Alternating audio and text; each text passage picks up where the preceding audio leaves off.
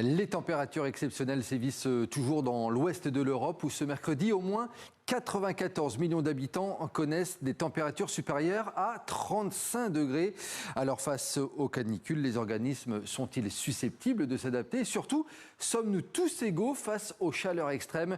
On va voir cela avec Caroline Goss, notre spécialiste des questions de santé à la rédaction. Bonsoir Caroline. Bonsoir Nicolas. Sur ce sujet, quelle est la réponse des scientifiques? Alors la réponse est oui, l'espèce humaine sait s'adapter. Pour comprendre, il faut faire un grand pas en arrière de 300 000 ans et l'arrivée des premiers Homo sapiens, la seule espèce humaine à avoir réussi à s'installer sur tous les territoires et sous tous les climats, de l'Afrique tropicale au Grand Nord en passant par les zones arides.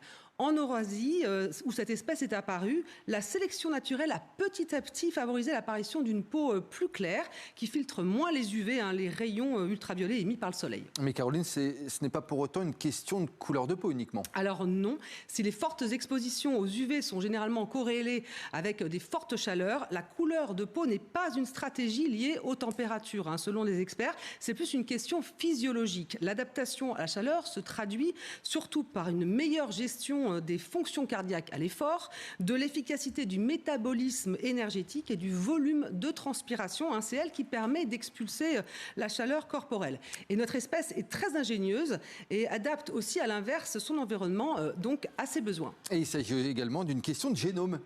Oui, car le génome humain possède apparemment des outils pour permettre à certains de mieux tolérer les envolées du mercure. Différentes études ont mis en avant chez les souris le rôle de deux gènes, le gène TRPM8 qui semble jouer un rôle dans la tolérance au froid et le TRPV1 qui joue un rôle sur la chaleur. Les tous deux existent chez l'homme. Or, le variant qui rendrait plus sensible la chaleur et qui la ferait percevoir plus intensément est en surreprésentation chez les populations de l'hémisphère nord. Alors pour la petite histoire, c'est le même gène qui pourrait expliquer pourquoi certains supportent bien moins la chaleur et qui fait détester le piment. Voilà, on en sait davantage maintenant sur comment est-ce que l'on résiste à la chaleur, à ces fortes chaleurs. Merci beaucoup Caroline Goss.